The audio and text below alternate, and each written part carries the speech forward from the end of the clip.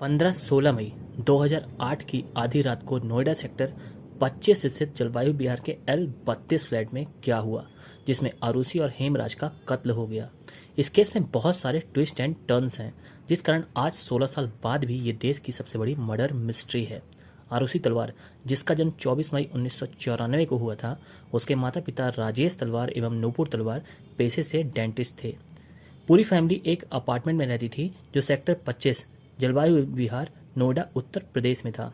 Doctor Rajesh और नूपुर दोनों अपनी क्लिनिक में ही सर्व करते थे, जो नोएडा के सेक्टर 27 में थी। इसके अलावा फोर्टिस अस्पताल में भी दोनों पेशेंट्स को देखते थे, जहां डॉक्टर राजेश डेंटल डिपार्टमेंट के हेड थे। इसके अलावा डॉक्टर राजेश तलवार ITS डेंटल कॉलेज में भी पढ़ाते थे, जो ग्रेटर नोएडा में था। अनीता और प्रफुल्ल दुरानी, जो डॉक्टर तलवार दंपति के क्लोज फ्रेंड थे, वो भी नोएडा की क्लिनिक तलवार फैमिली के साथ शेयर करते थे। राजेश और अनीता दोपहर 9 से 12 बैठते थे, वहीं प्रफुल्ल और नूपुर 5 से 7 बैठते थे। तलवार और पेरेंट्स फैमिली एक और क्लिनिक साथ में शेयर करते थे, जो दिल्ली के हौज खास में थी। इससे एक चीज क्लियर होती है कि तलवार दंपति पूरी तरह से संपन्न थी। साथ ही उनकी सिर्फ एक ही बेटी थी, आरुषि, जिसे वो बहुत प्यार करते थे, क्योंकि बहुत लंबे समय के बाद आरुषि का जन्म हुआ था। क्योंकि प्रेगनेंसी में इनको प्रॉब्लम आ रही थी, इसलिए शादी के 5 साल बाद IVF के थ्रू आरुषि का जन्म हुआ था। डॉक्टर राजेश और नूपुर बहुत ज़्यादा बिजी रहते थे, वो ज़्यादातर समय लेट ही आते थे, इसलिए उन्होंने एक नौकर रखा हुआ था जिसका नाम था हेमराज पंजाड़े, जिसकी उम्र 45 साल थी और वो नेपाल से बिलोंग करता था। हेमराज पूरे समय इनके घर पर ही रहता था, क्योंकि तलवार फैमिली ने उसे भी रहने के लिए रूम दिया हुआ था। साथ ही इनके यहाँ एक मेड भी काम करती थी, जिसका नाम था भारती मंडल। वो जब सुबह के समय काम में आती थी तो दरवाज़ा हमेशा हेमराज ही खोलता था, क्योंकि डॉक्टर राजेश और नूपुर देर से उठते थे। आरुषि, जो दिल्ली पब्लिक स्कूल में पढ़ती थी, वो वैसे तो बहुत शांत रहती थी, लेकिन अपने दोस्तों के साथ फुल मस्ती करती थी। जैसे कुछ बच्चे होते हैं जो दूसरे लोगों से जल्दी घुल मिल नहीं पाते, लेकिन अपने दोस्तों के साथ तुरंत खुल जाते हैं। अभी तक वो अपने लुक्स को लेकर इतनी कॉन्शियस नहीं थी, लेकिन अब वो 14 साल की हो गई थी। वो अब अपने लुक्स को लेकर बहुत कंसर्न रहती थी, ऐसा उसके दोस्तों ने बताया। 15 से 16 मई 2008 जिस दिन मर्डर हुआ था, उस दिन क्या क्या हुआ था। 15 मई 2008 को आरुषि के स्कूल का आखिरी दिन था। इसके बाद उसकी समर वैकेशन थी। 15 मई को सुबह नूपुर तलवार अपनी क्लिनिक जाती हैं 9 बजे। इसके बाद नूपुर ने 1:30 बजे तक आरुषि को स्कूल से पिकअप किया और अपने घर आ गई। डॉक्टर राजेश के भाई दिनेश की वाइफ वंदना ने भी उनको लंच में ज्वाइन किया।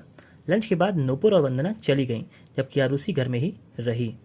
नूपुर ने फोर्टिस अस्पताल में 4:30 से 7:30 तक अपने पेशेंट्स देखे और 7:30 बजे वो घर आ गई। वहीं डॉक्टर राजेश 8:45 से 3:30 बजे तक ITS डेंटल कॉलेज में पढ़ाए। इसके बाद वो 8:30 तक क्लिनिक में पेशेंट देखते रहे। डॉक्टर राजेश और उनका ड्राइवर उमेश शर्मा 9:30 बजे अपार्टमेंट पहुंचे। शर्मा ने 9:40 में डॉक्टर राजेश का बैग और कार की चाबी हेमराज को दी। हेमराज ने डिनर रेडी कर रखा था।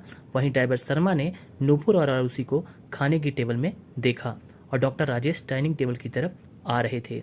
ड्राइवर शर्मा आखिरी बाहरी व्यक्ति था जिसने आरुषि और हेमराज को जिंदा देखा था। ये तो बाहरी व्यक्ति जिन्होंने ये बताया। अब तलवार दंपति ने इस इंसिडेंट के बारे में जो बताया वो जानिए। डिनर के बाद दोनों पति पत्नी आरुषि के कमरे में गए। उन्होंने आरुषि को सोनी का एक DSC W130 कैमरा दिया। दरअसल आरुषि का बर्थडे आने वाला था। 24 मई को आरुषि को बर्थडे प्रेजेंट देने के लिए डॉक्टर राजेश ने प्लान किया था, लेकिन कैमरा पहले ही कुरियर हो गया।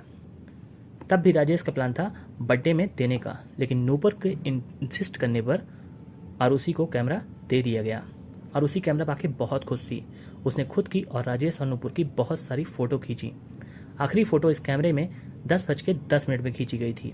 इसके बाद राजेश और नूपुर कमरे से बाहर चले जाते हैं। वहीं आरुषि कमरे में ही रहती है।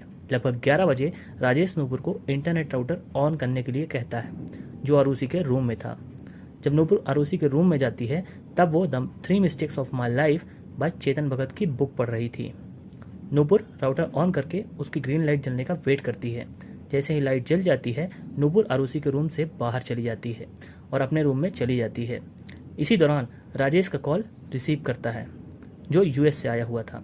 लैंडलाइन फ़ोन में जो इनके बेडरूम में रखा था। इसके बाद राजेश इंटरनेट सर्फिंग करता रहता है और एक मेल भेजता है। डॉक्टर राजेश द्वारा एक ईमेल साइट को विजिट किया जाता है 11:41 पे। लास्ट इंटरनेट विजिट टाइम यही था डॉक्टर राजेश का इंटरनेट पर।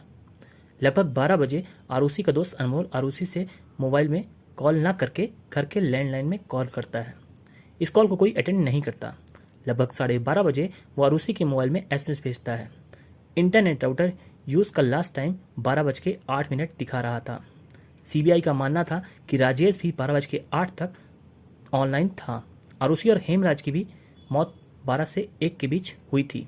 उनकी पोस्टमार्टम रिपोर्ट के अनुसार जैसा कि ड्राइवर शर्मा ही लास्ट आउटसाइडर था जो घर में आया था, इस घटना के पहले और कोई नहीं आया, तो शायद कोई बाहर से आके घुस गया हो। इसलिए घर के एंट्री और एग्जिट को समझ लेते हैं। जलवायु विहार में इनका अपार्टमेंट था जो एक सोसाइटी की तरह था, जहां सबसे पहले एक मेन गेट था जिसमें 2 शिफ्टों में 2 सिक्योरिटी गार्ड रहते थे। सोसाइटी की सेकंड बिल्डिंग का सेकंड फ्लोर L32 इनका अपार्टमेंट था। 1300 स्क्वायर फीट का ये अपार्टमेंट जिसमें 3 बेडरूम थे, जिसमें डॉक्टर राजेश और नूपुर तलवार का था, दूसरा आरुषि का और तीसरा उनके सर्वेंट हेमराज का। अपार्टमेंट में अंदर आने के लिए 3 गेट थे, जिसमें पहला ग्रिल वाला गेट था जिसे धक्का देकर खोला जा सकता था, दूसरा वाला गेट जिसमें सिटकनी यानी कुंडी वाला था जिसमें ताला लगाया जा सकता था, और तीसरा लकड़ी वाला दरवाज़ा जो सेल्फ लॉक हो सकता था। हेमराज के कमरे के 2 दरवाजे थे। एक नॉर्मल अंदर तरफ था, लेकिन दूसरा दरवाज़ा घर के बाहर के 2 दरवाजों के बाद जो दरवाज़ा था वहाँ पर खुलता था, लेकिन वहाँ पर बहुत सारा सामान पड़ा था जिससे वहाँ से आना जाना होता नहीं था। और जब पुलिस ने भी जांच की थी तो पाया बहुत समय से उस दरवाजे को खोला नहीं गया। अगले दिन यानी 16 मई 2008 घर की मेड भारती मंडल सुबह 6 बजे घर की घंटी बजाती है और हमेशा हेमराज दरवाज़ा खोल दिया करता था, लेकिन आज उसने दरवाज़ा नहीं खोला। भारती को लगा शायद ज़्यादा गहरी नींद में होने के कारण उसने दरवाज़ा नहीं खोला होगा, इसलिए उसने दोबारा बेल बजाई, लेकिन फिर भी किसी ने दरवाज़ा नहीं खोला।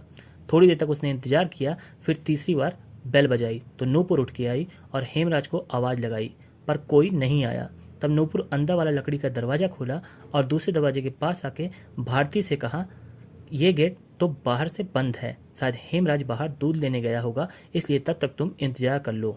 भारती को और घरों में भी काम करने जाना था, इसलिए उसने कहा, मैडम आप ऊपर से चाबी फेंक दो। नूपुर ऊपर गई और कहा, देख लो शायद ऐसे ही खुल जाए। तब भारती ने कहा, मैडम चाबी दे दो, उसी से खोल लेती हूँ। इधर राजेश भी जाग चुका था। राजेश ने डाइनिंग टेबल पर स्कॉच की एक बोतल देखी, पर रात में खाने के वक्त किसी ने शराब नहीं पी थी।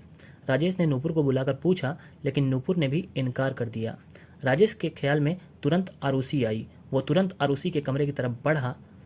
आरुषि हमेशा अपना कमरा लॉक करके सोती थी, या तो उसे अंदर से खोला जा सकता था या फिर बाहर से चाबी लगाकर, लेकिन आज आरुषि का कमरा खुला हुआ था। अंदर जाते ही राजेश चिल्लाने लगा क्योंकि आरुषि का मर्डर हो चुका था। नूपुर ये देखते ही बिल्कुल चुप खड़ी रही क्योंकि उसे गहरा सदमा लगा था।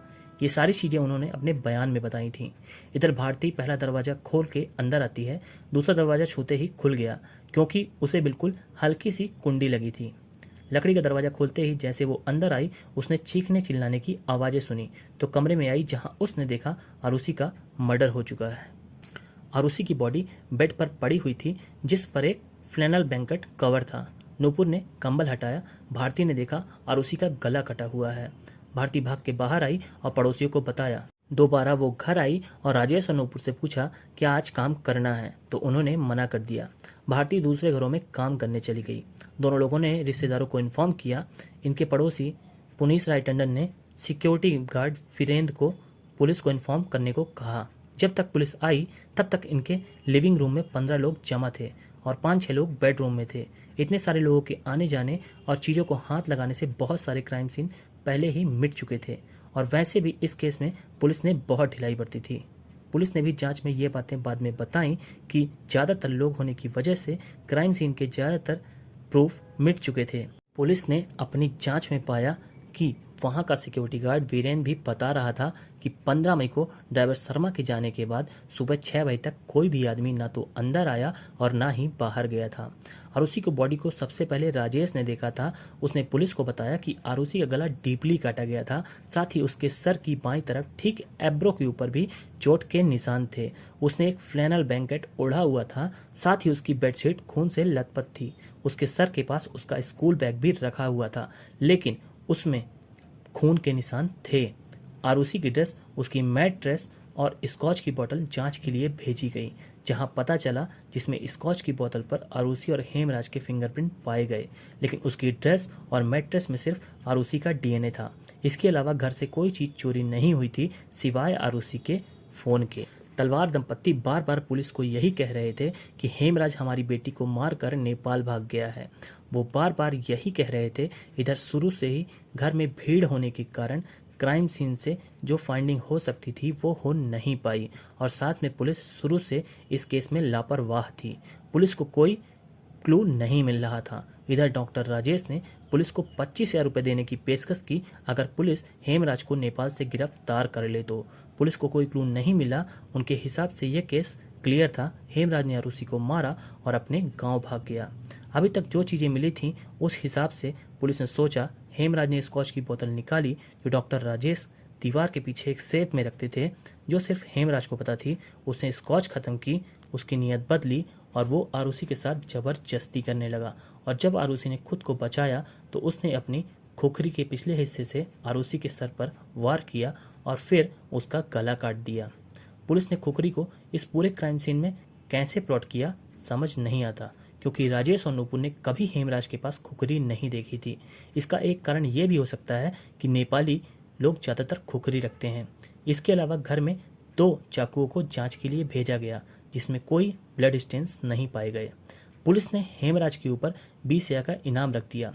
16 मई को सुबह 8:30 बजे आरुषि की बॉडी पोस्टमार्टम के लिए भेजी गई। बॉडी के साथ राजेश के भाई दिनेश, ड्राइवर शर्मा और राजेश के बचपन के दोस्त चड्ढा गए थे। राजेश के भाई दिनेश का कहना था कि पोस्टमार्टम जहां हो रहा था वहां बेसिक फैसिलिटीज़ नहीं थी और ना ही साफ सफाई थी।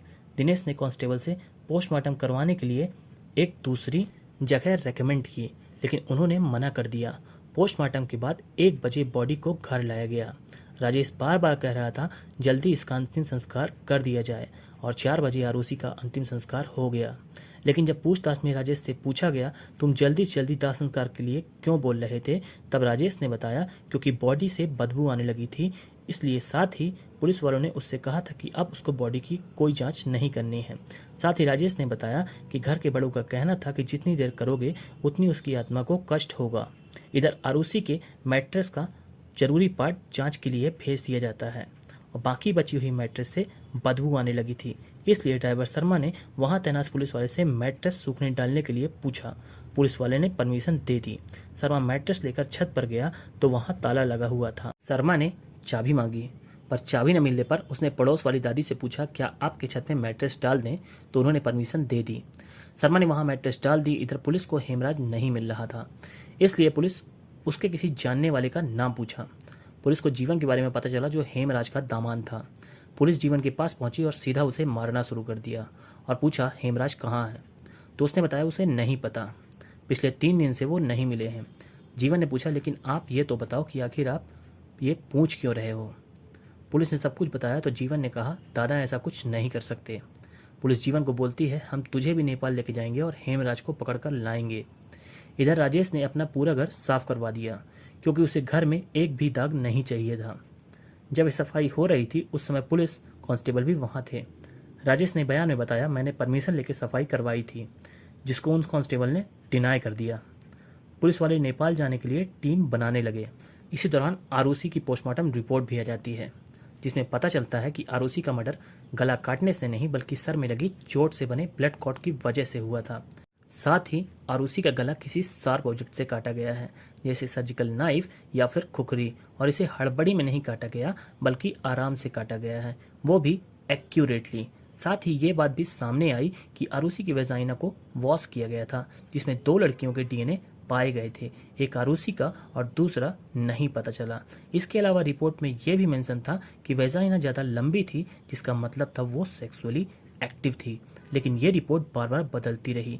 कभी कहा गया कि सिर्फ एक ही डीएनए पाया गया था और कभी कहा गया उसकी वेजाइना छोटी थी।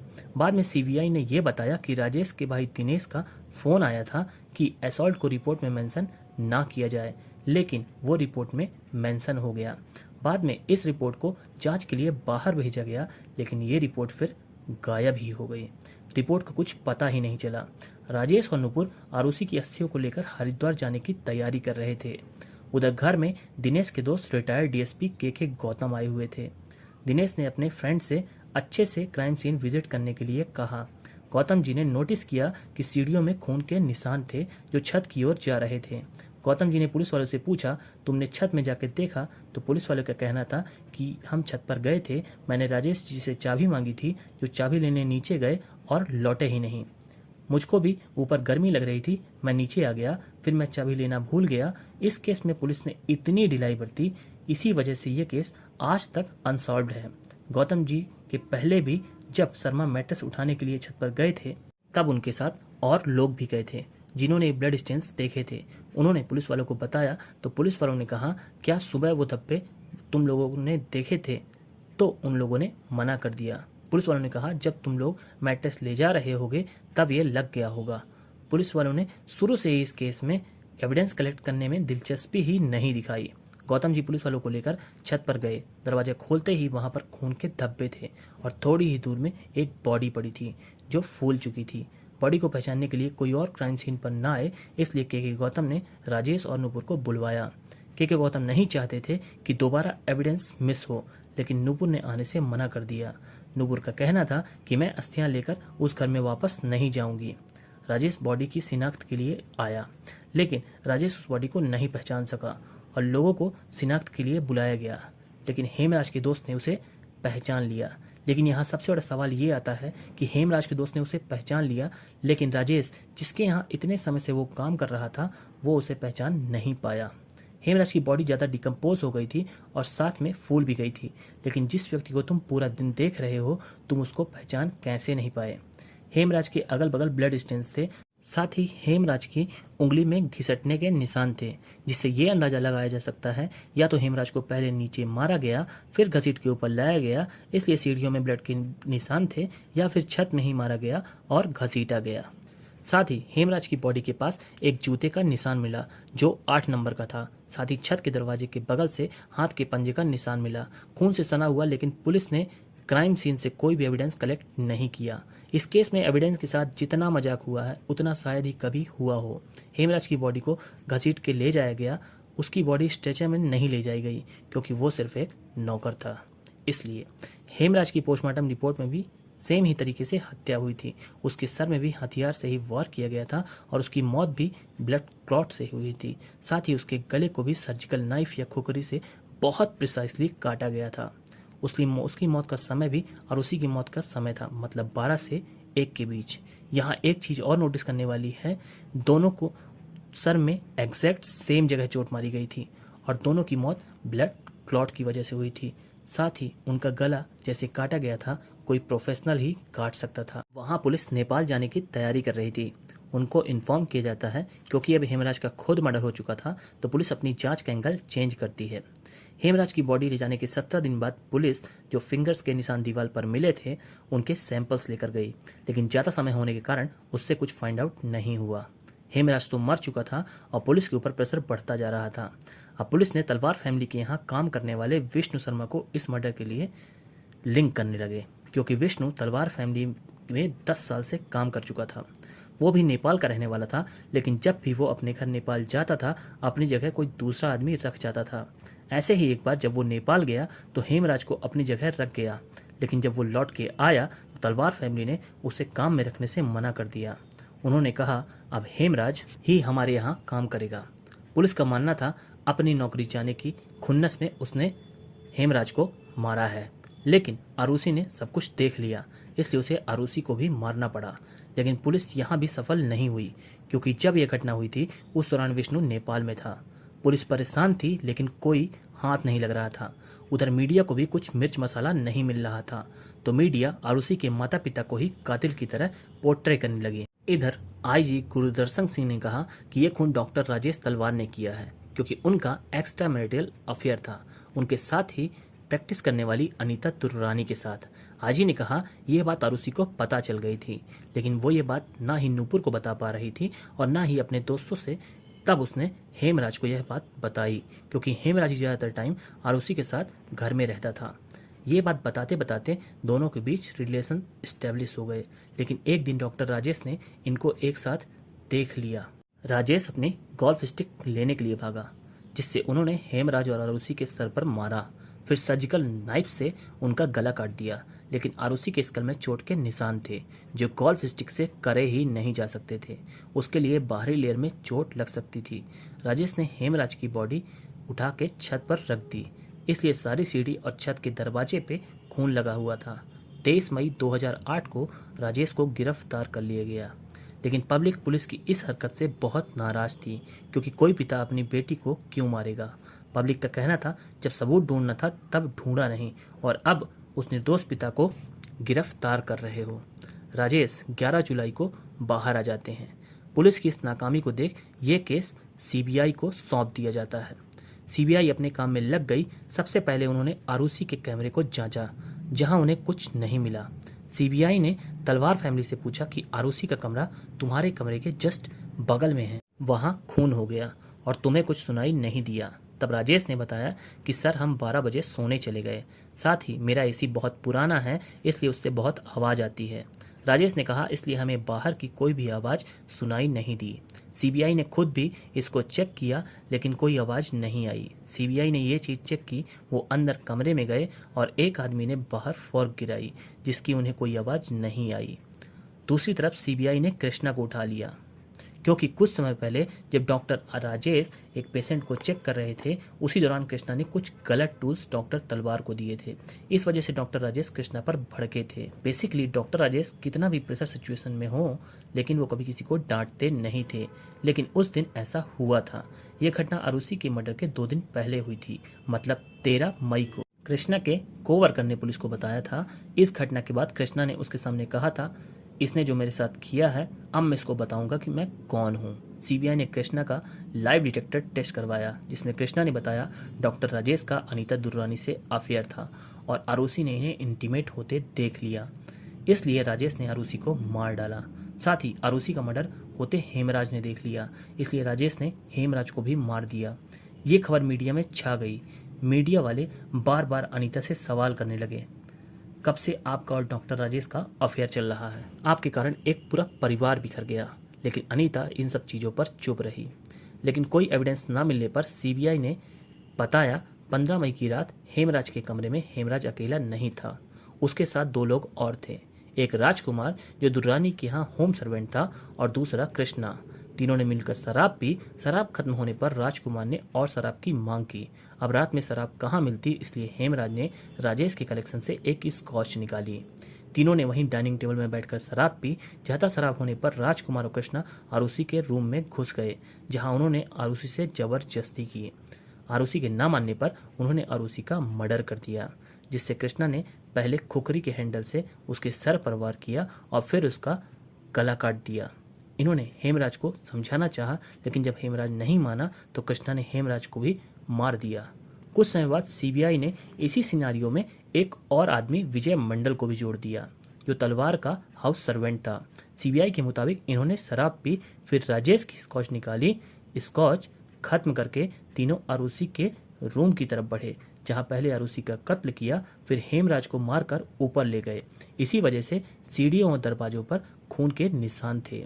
इसी बीच कृष्णा के घर पर पिलो कवर में खून के निशान मिलते हैं, साथ ही एक खुखरी भी मिलती है। इन दोनों को जांच के लिए भेज दिया जाता है।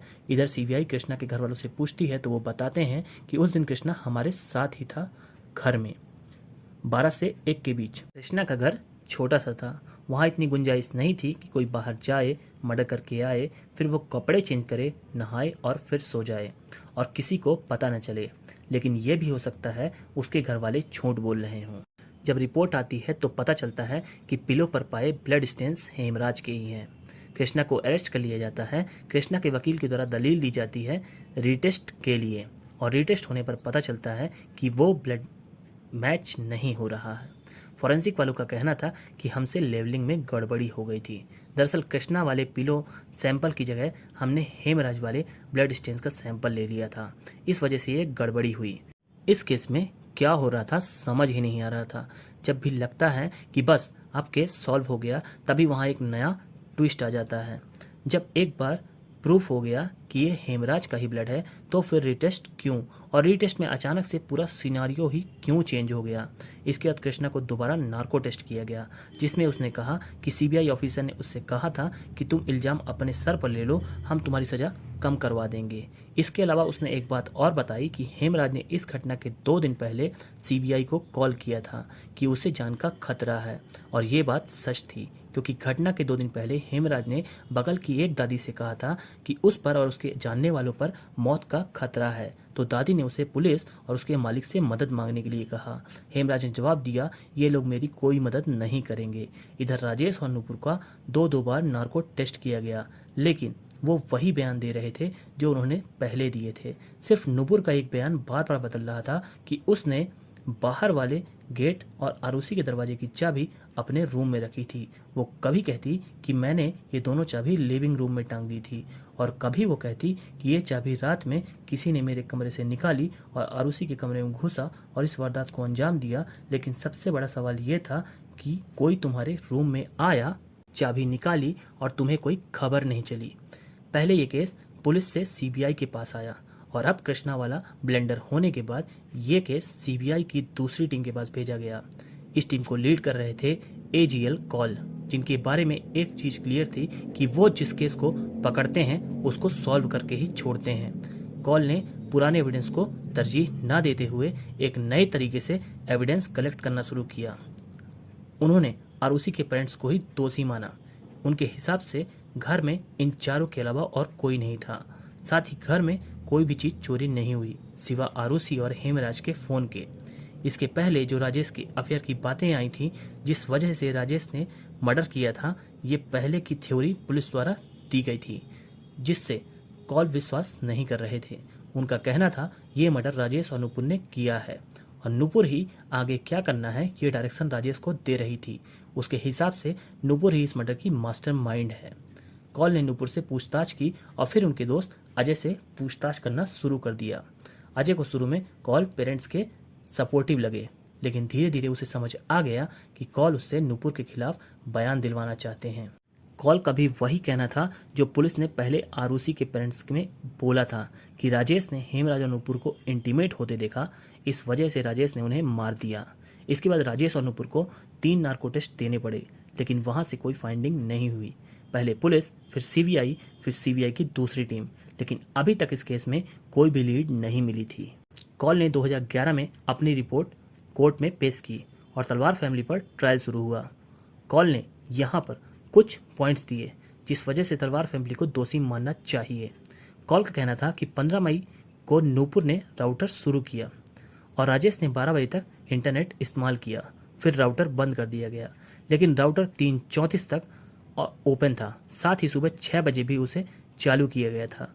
राजेश ने इसके काउंटर में बताया कि शायद पावर कट की वजह से ऐसा हुआ हो, लेकिन उस दिन कोई पावर कट नहीं हुआ था। राजेश ने यह भी बताया कि हमारा राउटर बहुत पुराना है, इसलिए कई बार वो ऑन ऑफ होता रहता है और अगले कई दिन भी राउटर वही सेम एक्टिविटी करता रहा। फिर भी कॉल ने इसको अपनी रिपोर्ट में मेंशन किया। दूसरा पॉइंट उन्होंने दिया कि डॉक्टर नूपुर भारती को चाबी देने के लिए ऊपर क्यों गई, जबकि उस चाबी से अंदर से भी गेट खोला जा सकता था, क्योंकि एविडेंस क्लियरिंग के लिए उन्हें और वक्त मिल जाए। इसका तलवार फैमिली कोई काउंटर नहीं दे सकी और जब भारती को बयान के लिए बुलाया गया तो उसने भी यही बताया कि जैसा मैडम ने कहने को कहा था मैंने वैसा ही पुलिस को बताया। तीसरा पॉइंट उन्होंने दिया कि क्राइम सीन से छेड़छाड़ की गई। इन्होंने आरुषि के रूम को क्लीन करवा दिया जिससे प्रूफ मिट जाए। साथ ही इन्होंने सीबीआई टीम को कॉल भी करवाया था कि अगर सेक्सुअली असॉल्ट पाया जाए तो उसे पोस्टमार्टम रिपोर्ट में मेंशन ना किया जाए। साथ ही इन्होंने मर्डर के बाद आरुषि के प्राइवेट पार्ट्स को क्लीन भी किया था। जिसका मतलब था इन्होंने हेमराज और आरुषि को इंटीमेट होते देख लिया, जिस कारण गुस्से में आकर इन्होंने दोनों का मर्डर कर दिया। इस पर डॉक्टर राजेश ने अपनी तरफ से कहा कि हमने वहां पर तैनात पुलिस वालों से पूछ कर ये सब किया था, लेकिन पुलिस वालों ने इस बात से डिनाई कर दिया। आखिरकार 2 साल चली इस सुनवाई में 2013 में तलवार फैमिली को आजीवन कैद की सजा सुनाई गई। इसके 2 महीने बाद तलवार फैमिली ने जजमेंट के खिलाफ अपील की और 12 अक्टूबर 2017 को सीबीआई के द्वारा पेश की गई चार्जशीट में प्रॉपर एविडेंस ना होने के कारण उन्हें बरी कर दिया गया। ये दोनों तो बरी हो गए, लेकिन ये तीनों विजय कृष्णा और राजकुमार मीडिया में इन्हें दोषी करार दे दिया था, जिस वजह से इन्हें कहीं नौकरी नहीं मिली। उधर प्रफुल्ल और अनीता दुर्रानी को भी क्लिनिक में आना जाना बंद करना पड़ा और वो कहीं भी मेडिकल प्रैक्टिस शुरू नहीं कर पा रहे थे। इधर तलवार फैमिली तो सबसे ज़्यादा सफ़र कर रही थी, क्योंकि उन्होंने अपनी बेटी खोई थी, साथ ही उसके लिए उन्हें सज़ा भी हुई। लेकिन सबसे ज़्यादा गलत हुआ हेमराज के साथ, जिसकी मौत भी हो गई थी। साथ ही इस पूरे केस में उसकी किसी को नहीं पड़ी थी। पूरी फाइंडिंग सिर्फ आरुषि के लिए थी। हेमराज तो कोई सोच भी नहीं रहा था। उसके परिवार वाले ने अपना पति खोया, अपने जीवन यापन का जरिया खोया। तो ये थी कहानी आरुषि और हेमराज मर्डर की। अब तक का बिगेस्ट अनसॉल्व्ड केस, जिसमें आज भी कातिल का पता नहीं है। जय हिंद, जय भारत।